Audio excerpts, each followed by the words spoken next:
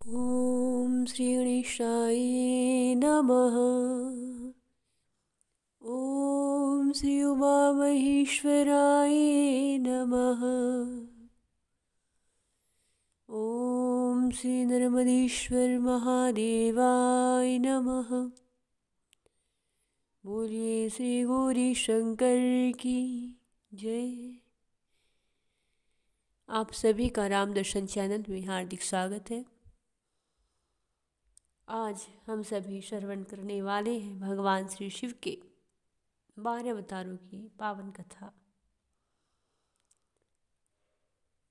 12 ज्योतिर्लिंग भगवान श्री महादेव जी के स्थापित हुए उनके पीछे की कथाओं को चित्त लगा करके श्रवण करें।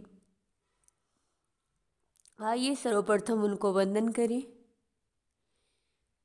सौराष्ट्र सोमनाथ च श्री शैली मल्लिकार्जुन उज्जैनिया महाकाल ओंकार परमेश्वर केदारे हिमवृष्टिते डाकिन्यां भीमशंकरं वाराणस्यां च विश्वेशं त्र्यंबकं गौतमीतटे वैद्यनाथचिता भूमौ नागेशतारुकावने सेतुबन्धे च रामेशं गुष्मेशं तु शिवालये।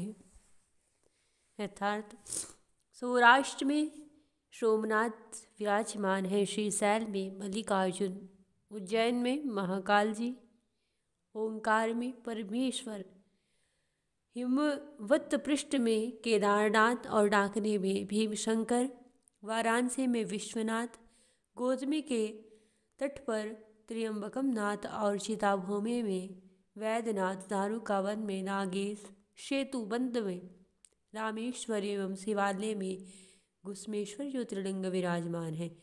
इन सभी ज्योतिर्लिंगों को मैं कोटि कोटि प्रणाम करती हूँ। भगवान श्री महादेव जी के शिव पुराण में बड़ा ही सुंदर वर्णन आया है। शतरुद्र संहिता में भगवान महादेव जी के इन 12 अवतारों का, जिनके दर्शन और स्पर्श से आनंद की प्राप्ति होती है, जिसके विषय में बात कही भी गई है कि अवतार 12 समेत शंभो परमात्मन सर्वानंदकरम पुंसा दर्शन स्पर्शनान्मुने।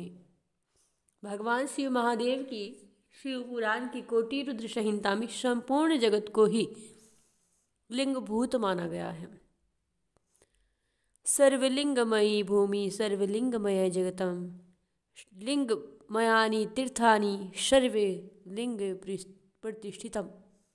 अर्थात शिवलिंग में ही संपूर्ण जगत विराजमान है। शिवजी के इन शिवलिंगों से भिन्न कुछ भी नहीं है। आइए भगवान महादेव जी के 12 ज्योतिर्लिंगों की कथाओं का श्रवण करें। पहला अवतार श्री सोमनाथ जी का। आज जगत गुरु शंकराचार्य जी ने 12 ज्योतिर्लिंग स्त्रोत्र में सोमनाथ जी की बड़ी ही सुंदर स्तुति की है। सौराष्ट्र देशे विशदे अतिरम्ये ज्योतिर्मय चंद्रकलावत्सं भक्ति प्रदानाय कर्पावतीर्णम तं सोमनाथ शंकरम शरणं परपधे। अर्थात जो अपनी भक्ति प्रदान करने के लिए अत्यंत रमणीय और निर्मल सौराष्ट्र प्रदेश अर्थात काठियावाड़ में दयापूर्वक अवतीर्ण हुए हैं, चंद्रमा जिनके मस्तक के आभूषण हैं, उन ज्योतिर्लिंग स्वरूप भगवान श्री सोमनाथ जी की शरण में मैं जाती हूँ। महात्मा प्रजापति दक्ष ने अपनी 27 कन्याओं का विवाह चंद्रमा के साथ किया। उन पत्नियों में से चंद्रमा रोहिणी को विशेष प्रेम किया करते थे। शेष कन्या अपनी वेदना अपने पिता दक्ष को कह कर के आती है कि पिताश्री, चंद्रमा हमारे ऊपर तनिक भी ध्यान नहीं देता, केवल रोहिणी को प्रेम करता है।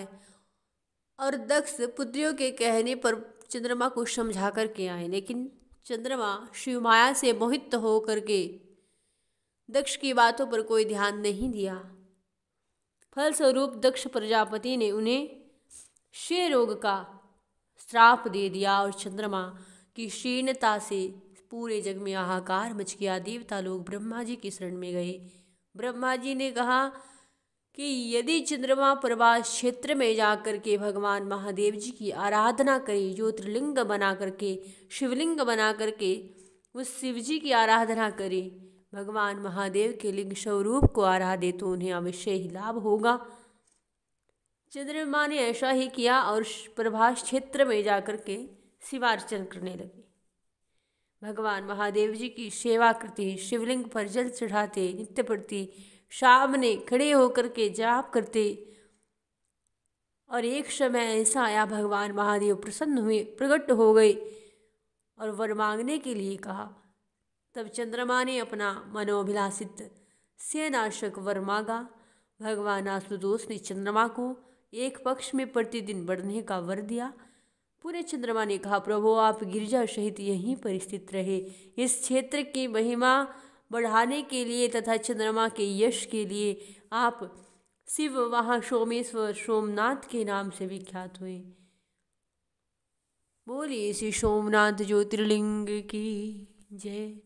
इस प्रकार भगवान महादेव जी ने चंद्रमा के प्रेम में सोमनाथ ज्योतिर्लिंग वहीं पर स्थापित हुआ, जो वर्तमान में काठियावाड़ प्रदेश में के अंतर्गत प्रवास क्षेत्र में विराजमान है। इस अवतार की कथा सुनने मात्र से मनुष्य के बड़े बड़े रोग नष्ट हो जाते हैं। उन पर भगवान श्री गौरी शंकर की कृपा हमेशा बनी रहती है।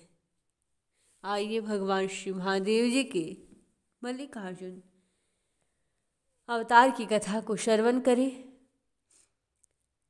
भगवत उत्पाद शंकराचार्य जी ने इनकी भी बड़ी सुंदर वंदना की है कि श्री शैले श्रृंगे विविधांसी संगे तुलार्दिदु अपि मुदा वसंतवम तम अर्जुनम मल्लिका पूर्वमेकम नमामि संसार समुद्र सेतुमम।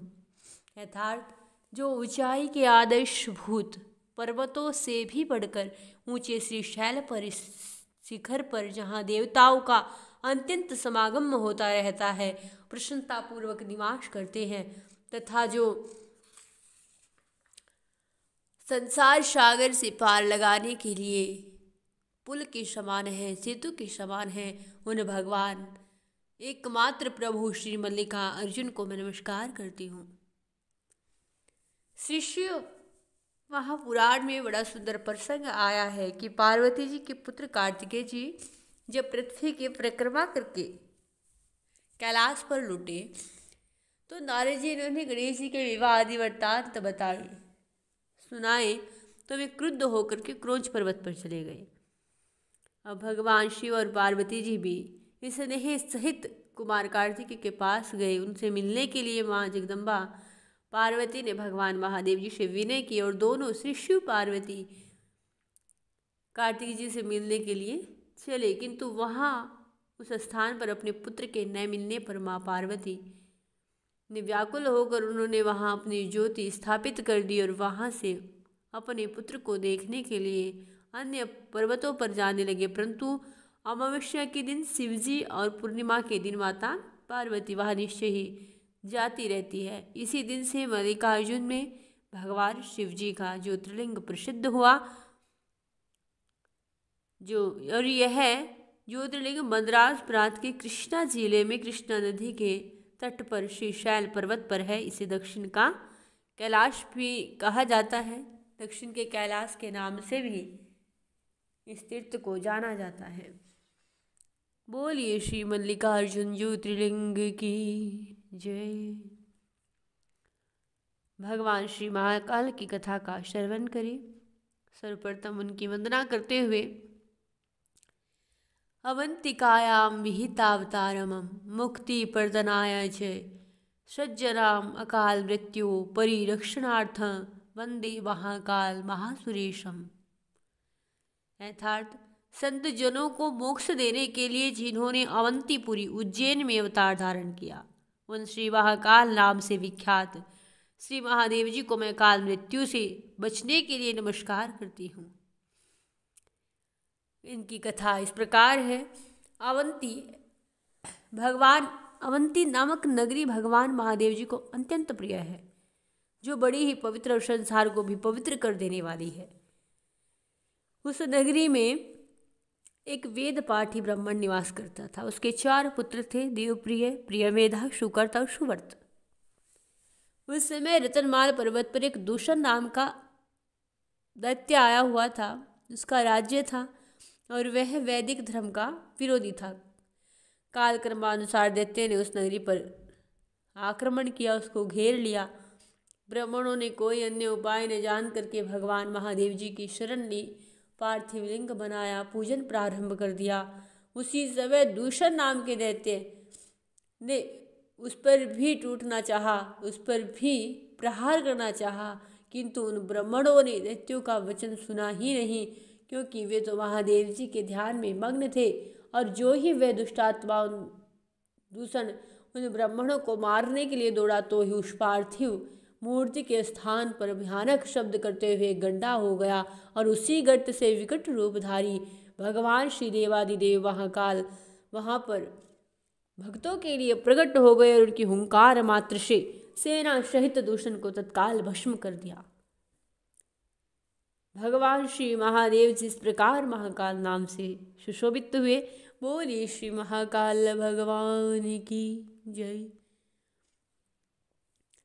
महाकाल का नाम लेने से अकाल मृत्यु नहीं होती। भगवान श्री महाकाल का वंदन करने से, उनका नाम लेने से, उनकी अवतार की कथा श्रवण करने से वे अपने भक्तों पर हमेशा कृपा बनाए रखते हैं और उन्हें कभी भी काल का ग्रास नहीं बनने देते।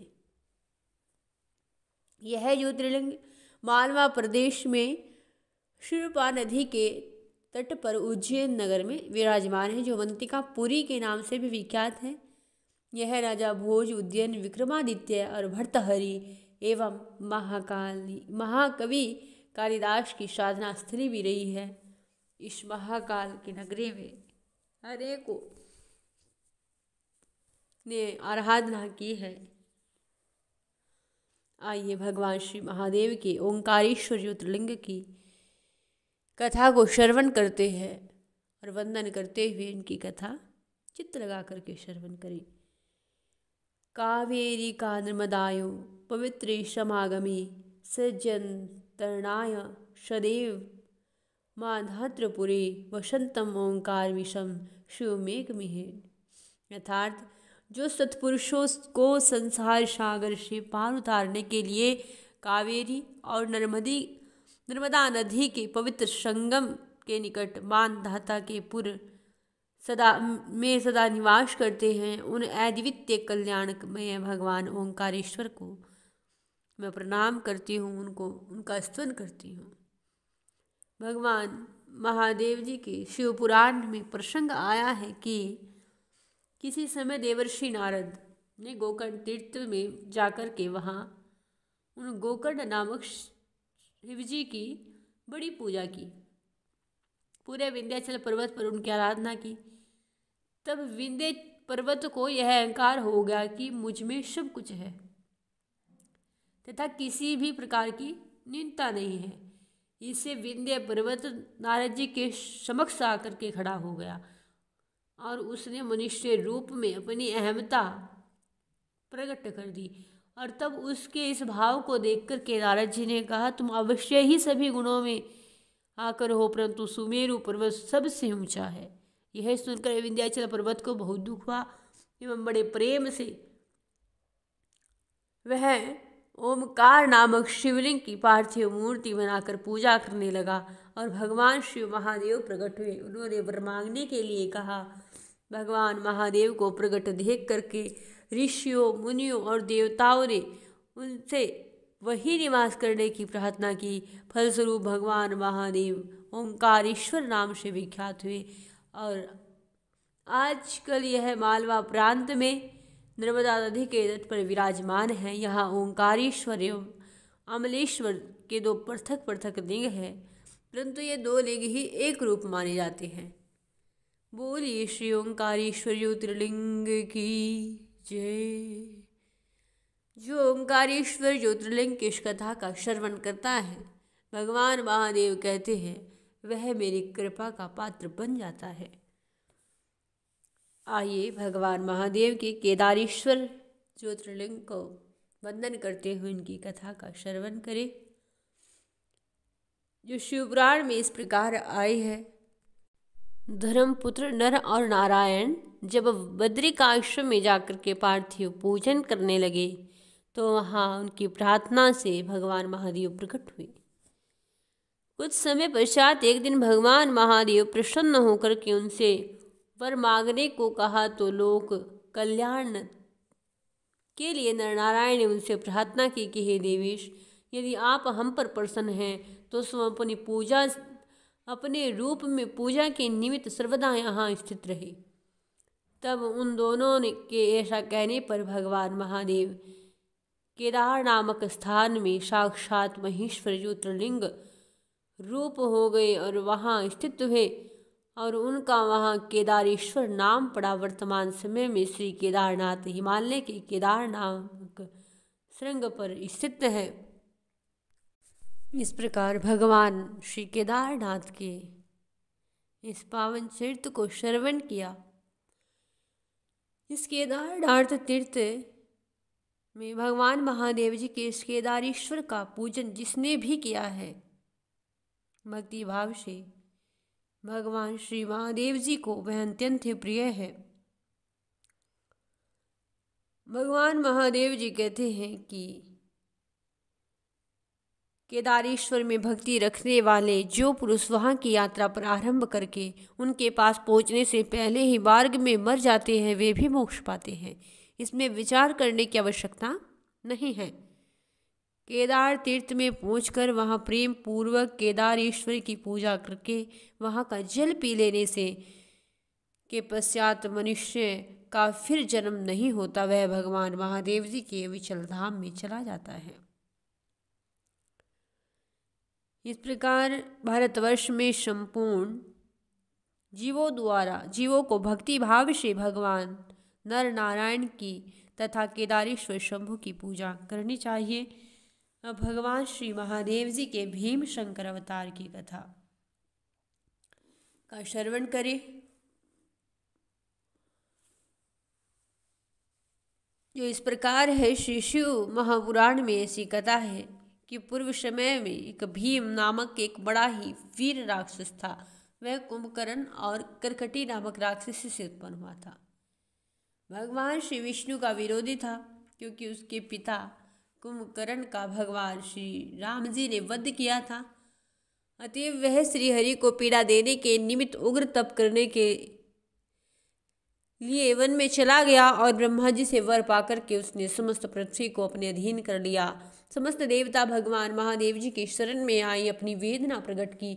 उधर राक्षस भीम ने काम रूप देश की राजा सुदक्षिण पर आक्रमण कर दिया और काम रूपे ईश्वर सुदक्षिण का शिव में पूर्ण विश्वास था। उन्होंने भगवान सदाशिव की शरण ली और पार्थिव लिंग बना करके उनका पूजन प्रारंभ कर दिया। उस राक्षस भीम ने काम रूपेश्वर पर प्रहार करना चाहा, परंतु उसकी तलवार पार्थिव लिंग तक पहुंच न सकी कि उसी समय लिंग से साक्षात शिव प्रकट हो गए और उन्होंने हुंकार मात्र से राक्षस भीम का सेना सहित संहार कर दिया और वे वहाँ भीमा शंकर के नाम से ज्योतिर्लिंग रूप में प्रतिष्ठित हुए। बोलिए श्री भीम शंकर ज्योतिर्लिंग की जय। इस प्रकार भगवान महादेव जी का यह भीम शंकर ज्योतिर्लिंग स्थापित हुआ। वर्तमान में यह मुंबई से पूर्व और पूना के उत्तर भीमा नदी के किनारे सिंह पर्वत पर है और कुछ लोग इसे आशा में भी बतलाते हैं। श्री शंकराचार्य जी ने इसकी स्तुति करते हुए कहा है कि यम डाकिनी शाकरी निकाशवाज निशे व्यामन पिसीतास ने सदैव भीमादि पद सिद्धतम शंकर भक्ति हितम नमामि। यथार्थ जो डाकिनी और शाकरी वृंद में प्रेतों द्वारा सदैव सेवित होते हैं, उन भक्तिकारी भगवान भीम शंकर को मैं प्रणाम करती हूँ। इस प्रकार भगवान श्री महादेव जी के इस भीम शंकर अवतार की कथा को सभी ने श्रवण किया और कहते हैं कि इस ज्योतिर्लिंग का नाम लेने से, भीम शंकर का पूजन करने से सदा ही मनुष्य की आपत्तियों का निवारण हो जाता है। इस प्रकार भगवान महादेव जी का यह भीम शंकर ज्योतिर्लिंग की कथा हमने श्रवण की है। अब भगवान श्री महादेव जी के विश्वेश्वर नामक ज्योतिर्लिंग की कथा का पावन चरित्र श्रवण करें। विश्वेश्वर सभी देवताओं की साधना स्थली है, काशी है। आदि भगवत पाद श्री शंकराचार्य ने विश्वेश्वर रूप में स्तुति करते हुए कहा है कि सानंदमानंदवने वसंतम आनंद कंदम हत पाप वृंदम वाराणसी नाथम नाथम श्री विश्वनाथम शरणम परपदे। यथार्थ जो समम आनंद कंद है और आनंद पूर्वक आनंदवन काशी क्षेत्र में वास करते हैं, जो पाप समूह का नाश करने वाले हैं, उन नाथों के नाथ काशीपति श्री विश्वनाथ की शरण में मैं जाता हूँ। भगवान महादेव ने अपनी प्रेरणा से संपूर्ण तेजों के सार स्वरूप 5 कोस का एक सुंदर नगर का निर्माण किया, जहाँ पर भगवान विष्णु ने सृष्टि रचने की इच्छा से श्री शिव जी का चिरकाल तक ध्यान किया, किंतु शून्य छोड़ उन्हें कुछ भी भान न हुआ। और इस अद्भुत दृश्य को देख करके उन्होंने अपने शरीर को बड़े जोर से हिलाया, तो उनके कर्ण से एक मणि गिरी, जिससे उस स्थान का नाम मणिकर्णिका तीर्थ पड़ा। और फिर मणिकर्णिका के उस पंचकोश विस्तार वाले संपूर्ण मंडल को भगवान महादेव ने अपने त्रिशूल पर धारण किया और उन्होंने इस पंचकोशी को ब्रह्मांड मंडल से पृथक रखा। यहीं पर उन्होंने अपने मुक्तिदायक विश्वेश्वर नामक ज्योतिर्लिंग को स्वयं स्थापित किया है और वर्तमान में यह स्थान उत्तर प्रदेश में वाराणसी काशी में स्थित है। बोलिए श्री विश्वेश्वर ज्योतिर्लिंग की जय, काशी विश्वनाथ की जय। भगवान महादेव के विश्वनाथ स्वरूप और मां अन्नपूर्णा की छवि को काशी विश्वनाथ में बड़ा ही सुंदर देखा है सभी ने, और अघन मास में इस स्वरूप की पूजा भी होती है, क्योंकि मां अन्नपूर्णा काशीपुर की अधीश्वरी कहलाती है। बोलिए श्री अन्नपूर्णा माता की जय, श्री काशी विश्वनाथ की जय, काशीपुराधीश्वरी मां अन्नपूर्णा की जय। भगवान श्री महादेव जी के इस काशी विश्वनाथ के प्रसंग को सभी ने श्रवण किया। अब भगवान महादेव जी का त्र्यंबकेश्वर ज्योतिर्लिंग किस प्रकार स्थापित हुआ, उसकी बड़ी पावन कथा है। एक पूर्व काल की बात है कि गौतम नाम के विख्यात एक श्रेष्ठ ऋषि रहते, जिनकी परम धार्मिक पत्नी का नाम था अहिल्या, और दक्षिण दिशा में जो ब्रह्मगिरी है वहीं पर उन्होंने 10,000 वर्ष तक तपस्या की। उत्तम व्रत का पालन करने वाले महर्षि ने एक समय वहाँ 100 वर्षों तक बड़ा भयानक अवर्षण हो गया। सब लोग दुखी हो गए, कहीं पर भी गीला पत्ता भी भूतल पर दिखाई नहीं पड़ा। फिर जीवों का आधारभूत जल कहाँ से दृष्टिगोचर होता। उस समय मुनि, मनुष्य, पशु, पक्षी, मृग सब वहाँ से 200 दिशाओं में चले गए। तब गौतम ऋषि ने 6 महीने तक तप करके वरुण को प्रसन्न किया। वरुण देव ने वर मांगने के लिए कहा तो ऋषि ने वृष्टि के लिए प्रार्थना की। वरुण ने कहा, देवताओं के विधान के विरुद्ध वृष्टि न करके मैं तुम्हारी इच्छा के अनुसार तुम्हें सदा अक्षय रहने वाला जल देता हूँ, तुम एक गड्ढा तैयार करो। उनके कहने पर गौतम ने अपने हाथ से एक हाथ का गहरा गड्ढा खोदा और वरुण ने उसे दिव्य जल से भर दिया। परोपकार से सुशोभित होने वाले मुनिश्रेष्ठ गौतम से कहा कि वह मुने कभी क्षीण न होने वाला यह जल तुम्हारे लिए तीर्थ स्वरूप होगा। पृथ्वी पर तुम्हारे ही नाम से इसकी ख्याति होगी। यहाँ किए हुए दान, होम, तप, देव पूजन, पितरों का श्राद्ध सभी अक्षय होंगे। ऐसा कहकर के महर्षि से प्रशंसित होकर के वरुणदेव अंतर्ध्यान हुए और उस जल के द्वारा दूसरों को उपकार करने वाले महर्षि गौतम को भी बड़ा सुख मिला। अब महात्मा पुरुष का आश्रय मनुष्य के लिए महत्व की ही प्राप्ति कराने वाला है। महान मनुष्य, महान पुरुष ही महात्मा के उस स्वरूप को देखते और समझते हैं, दूसरे अधम मनुष्य नहीं। मनुष्य जैसे पुरुष का सेवन करता है वैसा ही फल पाता है। महान पुरुष की सेवा से महत्ता मिलती है, शूद्र की सेवा से शुद्रता मिलती है। उत्तम पुरुषों का यह स्वभाव है कि वे दूसरों के दुख को सहन नहीं कर पाते। अपने को दुख प्राप्त हो जाए इससे भी स्वीकार कर लेते हैं कि तो दूसरों के दुख का निवारण करना उनका स्वभाव बन जाता है। दयालु, अभिमान शून्य, उपकारी और जितेंद्र ये पुण्य के 4 खंभे हैं जिनके आधार पर यह पृथ्वी टिकी हुई है।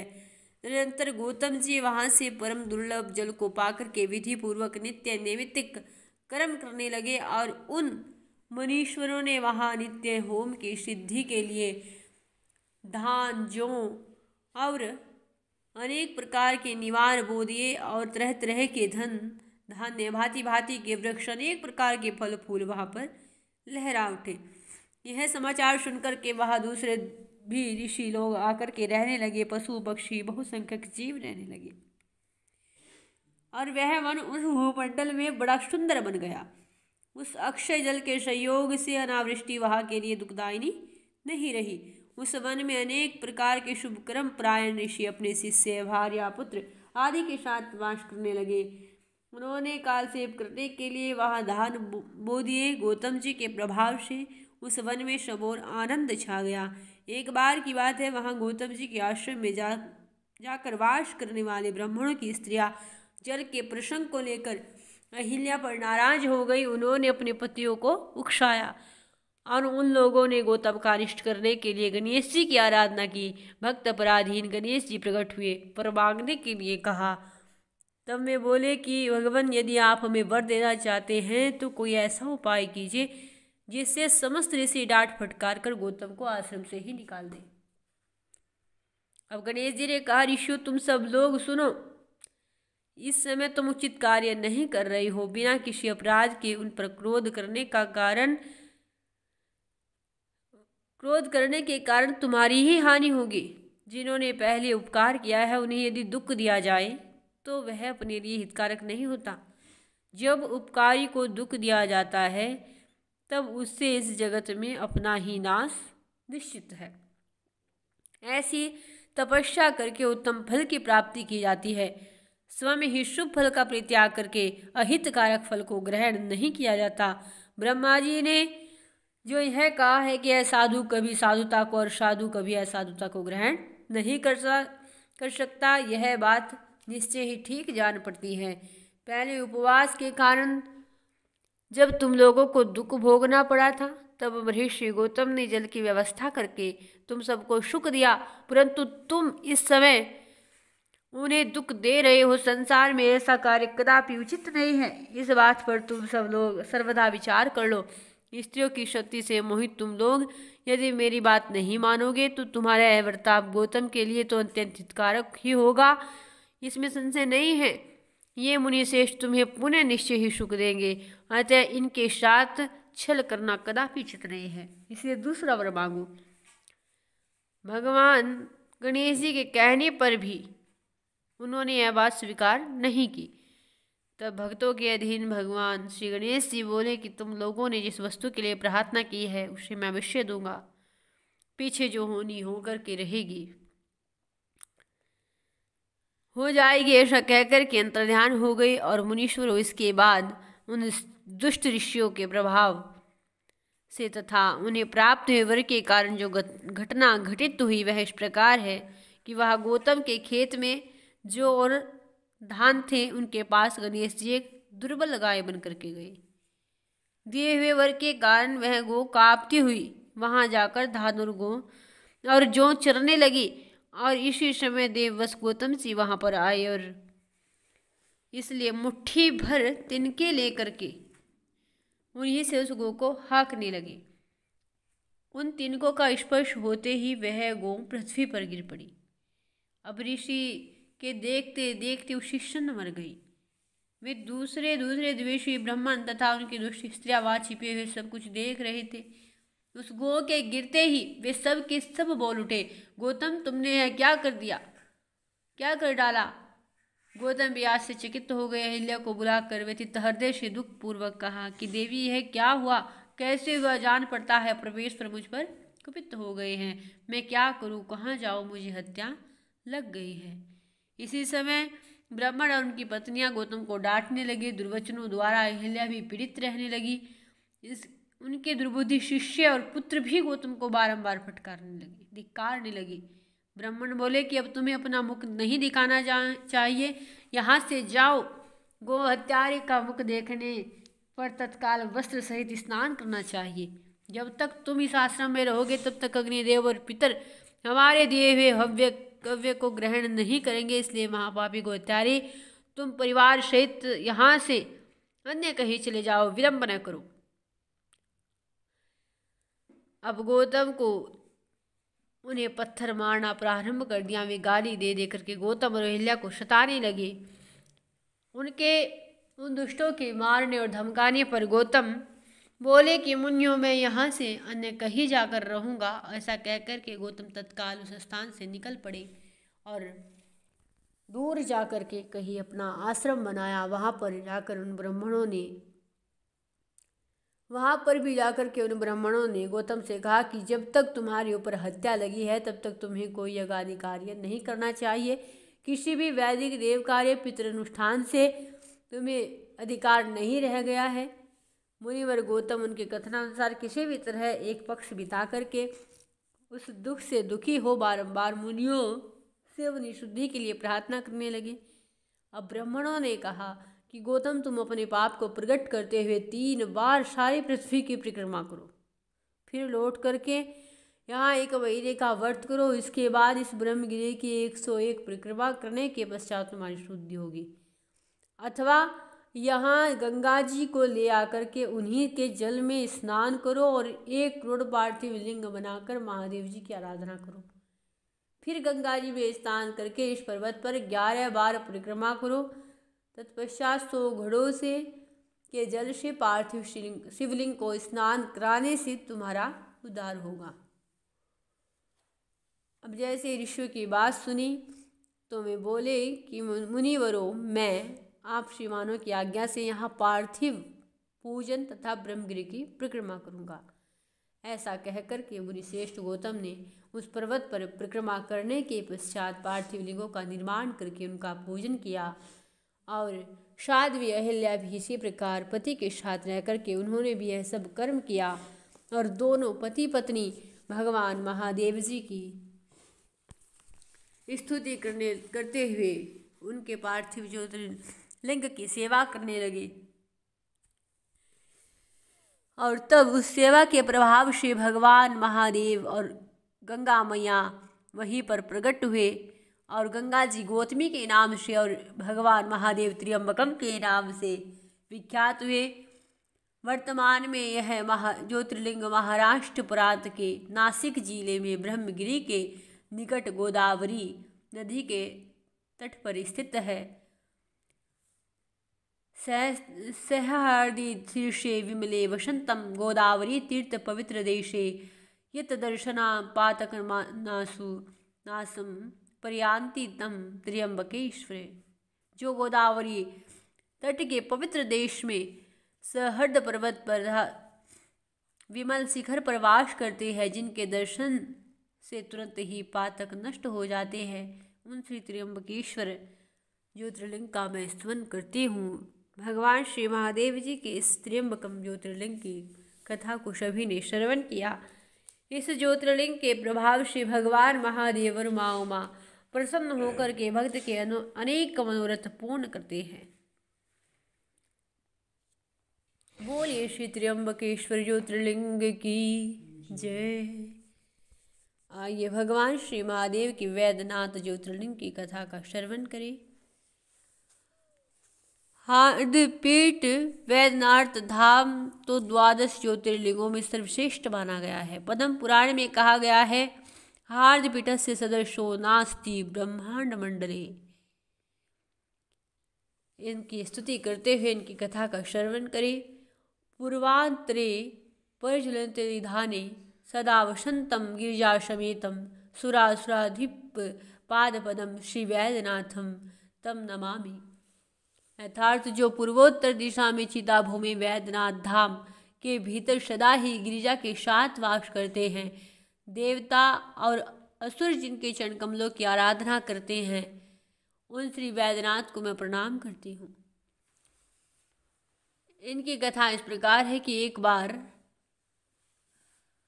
रावण ने कैलाश पर्वत पर जाकर भगवान महादेव की आराधना की और शीतकाल में आकंठ जल में, ग्रीष्मकाल में पंचाग्नि के बीच बैठ कर के कठोर तप करना प्रारंभ किया। रावण ने भगवान महादेव को प्रसन्न करने के लिए अपने एक एक करके 9 सिर काट डाले और तब एक सिर बचा। तब भगवान श्री महादेव प्रसन्न हुए।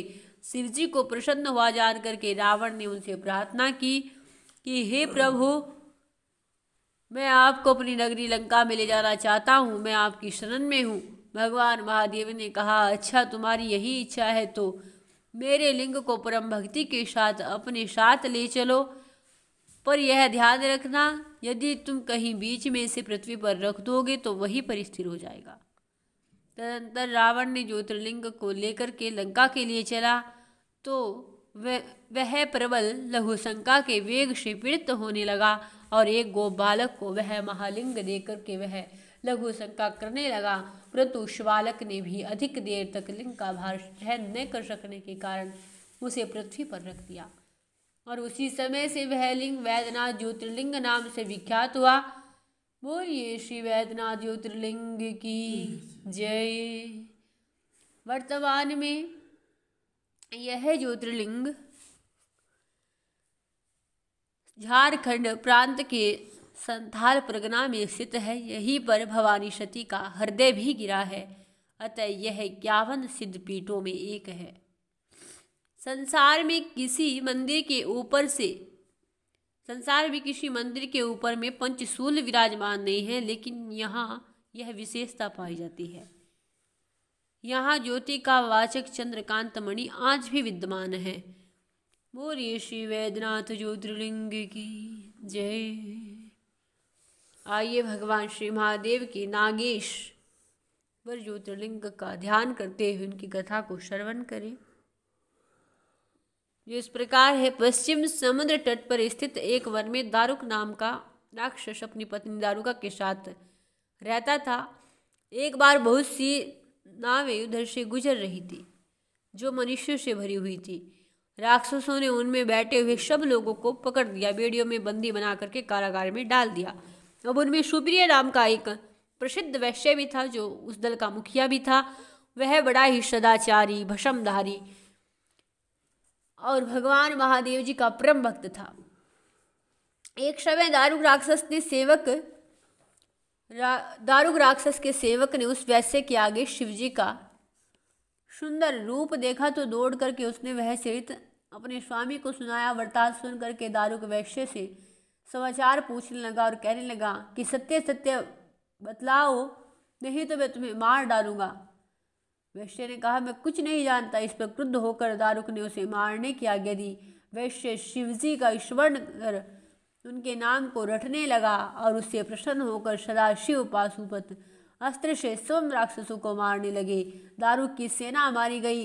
इस प्रकार राक्षसों को मार करके भगवान शिवजी ने उस वन में चारों वर्णों को रहने का अधिकार दिया और यह भी कहा कि यहाँ राक्षस न रहे।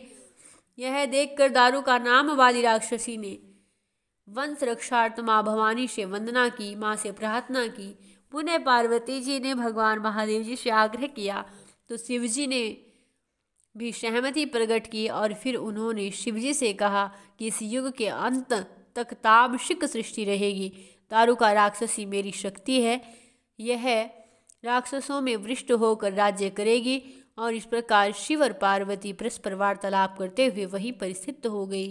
भगवान महादेव का वह स्थान नागेश्वर नाम से विख्यात है। वर्तमान में यह स्थान बड़ौदा राज्य अंतर्गत गोमती द्वारिका के से ईशान कोण में 12-13 मील की दूरी पर है। कोई कोई हैदराबाद राज्य अंतर्गत भी बतलाते हैं। इस प्रकार भगवान श्री महादेव जी का यह नागेश्वर ज्योतिर्लिंग स्थापित हुआ। बोलिए श्री नागेश्वर ज्योतिर्लिंग की जय।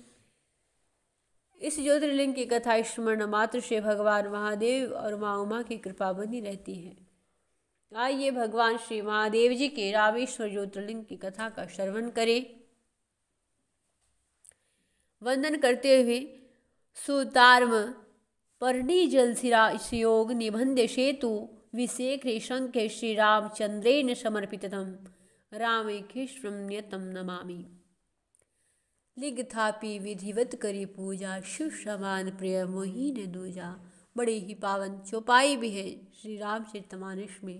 भगवान महादेव जी ने के ज्योतिर्लिंग को स्वयं भगवान श्री रामचंद्र जी के द्वारा स्थापित किया गया, उनके द्वारा आराधा गया, जिसकी कथा इस प्रकार है कि त्रेता युग में भगवान श्री रामचंद्र जी सीताहरण के पश्चात सीता जी की खोज करने के कर्म में सुग्रीव और हनुमान आदि के सहयोग से लंका पर चढ़ाई करके के पूर्व वानरी सेना लेकर के समुद्र के किनारे पर पहुंचे। उसी समय उन्हें प्यास लगी और उन्होंने अनुज लक्ष्मण से जल मांगा। लक्ष्मण जी ने वानरों को जल लाने की आज्ञा दी। वानर जल लेकर के आए। श्री रामचंद्र जी ने जो ही जल पीना चाहा तो ही उन्हें स्मरण आया कि अभी तो मैंने भगवान महादेव जी का अर्चन भी नहीं किया, शिवार्चन भी नहीं किया। फिर उन्होंने पार्थिव लिंग बना करके षोडशोपचार विधि से भगवान महादेव जी का पूजन किया और भगवान महादेव प्रसन्न हुए वर मांगने के लिए कहा। श्री रामचंद्र जी ने दो कल्याण शिवजी को इस स्थान पर निवास करने के लिए कहा और तब वहाँ शिवजी रामेश्वर ज्योतिर्लिंग के नाम से विख्यात हुए। बोलिए श्री रामेश्वर ज्योतिर्लिंग की जय। भगवान श्री महादेव जी का यह ज्योतिर्लिंग जो भगवान श्री रामचंद्र जी के द्वारा ताम्रपर्णी और सागर के संगम में अनेक बाणों द्वारा पुल बना करके बांध करके स्थापित किए गए हैं, उन श्री रामेश्वर को मैं नियम से प्रणाम करती हूँ। बोलिए श्री रामेश्वर ज्योतिर्लिंग की जय। भगवान श्री महादेव जी के इस ज्योतिर्लिंग की महिमा बड़ी ही अद्भुत है। इसके दर्शन मात्र से मानव को दोबारा जन्म नहीं लेना पड़ता, उसे शिव धाम की प्राप्ति निश्चित है। आइए भगवान श्री महादेव जी के घुष्मेश्वर नामक ज्योतिर्लिंग की कथा का श्रवण करें, जो इस प्रकार है। वंदन करते हुए इलापुरे रम्य विशाल यस्मिन् समल संतम च जगत्रेणम वंदे महो दारतर स्वभावम घृष्णेश्वराख्यम शरणम परपधे। अर्थात जो इलापुर के सुरम्य मंदिर में विराजमान होकर के समस्त जगत के आराधनीय हो गए, जिनका स्वभाव बड़ा ही उदार है, उन घुष्मेश्वर नामक ज्योतिर्लिंग भगवान शिव की मैं शरण में जाती हूँ, जिसकी कथा इस प्रकार है। दक्षिण दिशा में देव नामक पर्वत है और उस पर सुधर्मा नाम का एक वेदज्ञ ब्राह्मण से पत्नी निवास करता था। दुर्भाग्यवश उसकी प्रथम पत्नी सुदेहा से कोई पुत्र न हुआ। काल क्रमानुसार सुदेहा की बहन गुष्मा के साथ उसका विवाह हुआ और उससे पुत्र रत्न की प्राप्ति हुई। सुदेहा दुखित रहने लगी। कुछ समय बाद सुदेहा ने ईर्ष्यावश उस पुत्र को मार दिया, किंतु शिव भक्ता गुष्मा ने शोक रहने पर भी नित्य भगवान महादेव जी के पूजन को नहीं त्यागा। गुस्वा का भगवान महादेव पर अड़िग विश्वास रहा और पूजन के पश्चात वह जो प्रतिदिन करती थी 101 ज्योतिर्लिंग शिवलिंग बनाकर के पार्थिव उनका विसर्जन किया करती थी, आज भी ऐसा ही किया। और वह पार्थिव लिंग का विसर्जन करने के लिए तालाब पर गई तो शिव कृपा से उसका पुत्र जीवित मिला। भगवान शिव ने गुस्मा के उस भक्ति भाव से प्रसन्न होकर कहा कि हे गुस्मा वर मांगो, किंतु नतमस्तक कर बंद गुस्मा ने कहा, हे देवेश, सुदेहा मेरी बहन है, आप उसकी रक्षा करें प्रभु। यदि आप मुझ पर प्रसन्न हैं तो आप लोक कल्याण के लिए सर्वदा यहीं पर वास करें। इस पर भगवान महादेव घुष्मेश्वर के नाम से विख्यात हुए। वर्तमान में यह ज्योतिर्लिंग दौलताबाद के से 12 मील दूर बेरुल नामक ग्राम के पास है। बोलिए श्री घुश्मेश्वर ज्योतिर्लिंग की जय। इस ज्योतिर्लिंग की महिमा बड़ी ही अद्भुत है और भगवान महादेव ने घुश्मा को वर देते हुए भी कहा कि जो इस ज्योतिर्लिंग का स्मरण करेगा, नाम श्रवण करेगा, तब वह सब प्रकार के दुखों से मुक्त होकर के मेरा ही सानिध्य प्राप्त करता है। बोलिए श्री घुश्मेश्वर ज्योतिर्लिंग की जय। भगवान महादेव जी के 12 लिंगों की जय। इस प्रकार हमने भगवान महादेव जी के इन 12 अवतारों की कथा को श्रवण किया है, जिनके श्रवण मात्र से भगवान महादेव अत्यंत ही प्रसन्न होते हैं और इसका महत्व बड़ा ही सुंदर है। इन सभी ज्योतिर्लिंगों की आराधना करने से संपूर्ण मनोकामनाएं पूर्ण होती है और यह मोक्ष और भोग को देने वाली है।